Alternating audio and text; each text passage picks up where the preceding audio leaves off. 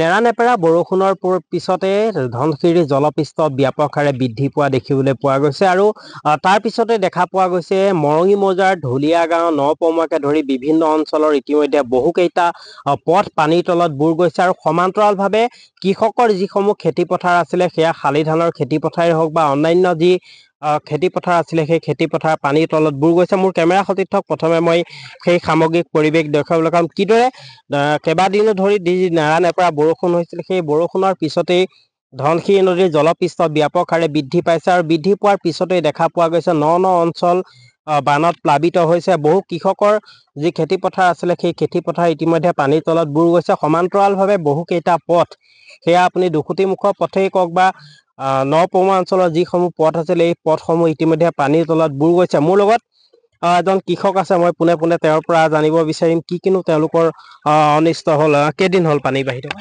পানী বাঢ়ি থকা আজি আপোনাৰ এই 3 নম্বৰ দিন পৰিছে আৰু কোন কোন অঞ্চল ডুবিছে এতিয়ালৈকে? বৰ্তমানলৈকে নপমুৱা, ঢুলীয়া গাঁও, তাৰপিছত দুখুটি আৰু হালমৰাটো, এই 4টা অঞ্চল। খেতিপথাৰ পানীৰ তলত বুৰ গৈছে? প্ৰায় হাজাৰ হাজাৰ বিঘা ডুব গৈ আছে। কি খেতি আছিলে? আমাৰ এই কোমোৰা, জিকা, ভেন্দি, পটল আদি কৰি মানে সম্পূৰ্ণ সকলো খেতি আছে আৰু বৰ্তমান আপোনালোকে দেখিছে এয়া ধান খেতি আছিলে। এয়া ধান খেতি ইয়াতে বৰ্তমান যিডোখৰত আমি আছো ইয়াতে 5 ধান ইয়াতে আছিলে আৰু আগলৈও আছে তেনেকে ধান খেতি। গোটেই ধানখিনি বৰ্তমান ধনশিৰি বাঢ়নী পানীৰ তলত ডুব গৈ আছে। কিমান মান মানুহৰ খেতি পথাৰ ডুবাইছে? ইয়াত প্ৰায় 30-32 ঘৰ মানুহৰ খেতি পথাৰ ডুবাইছে আৰু মানে ইয়াত আমি গৰু আছে আমাৰ, দেখিছে আপোনালোকে গৰু আমি ৰাস্তাত বান্ধি থবলগীয়া হৈছে, তেওঁলোকৰ ঘাঁহ পাত নাই।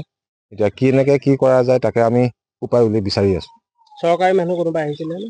চৰকাৰী মানুহ যোৱাকালি এগ্ৰিকালচাৰৰ ফালৰ পৰা এজন বিষয়া আহিলে, পৱন গগৈ, তেওঁ আহি সম্পূৰ্ণ ইয়াৰ পৰা ভিজুৱেল লৈ গৈছে আৰু আমাৰ লগত মানে সহযোগ কৰিছে।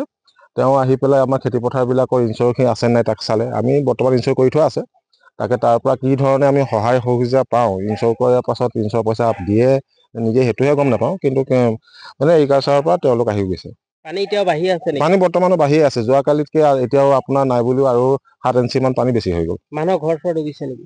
মানুহৰ ঘৰ মানে আপোনালোকে দেখিছে আমাৰ ফাৰ্মৰ তাত উঠিছে, ফাৰ্ম ডুবি আছে, তাৰপিছত গৰু গোহালি ডুবি গৈছে, তেনেকেহে ডুবি আছে। এনেই মানে দুখুটি অঞ্চলটোত মানুহৰ ঘৰ ডুবিছে।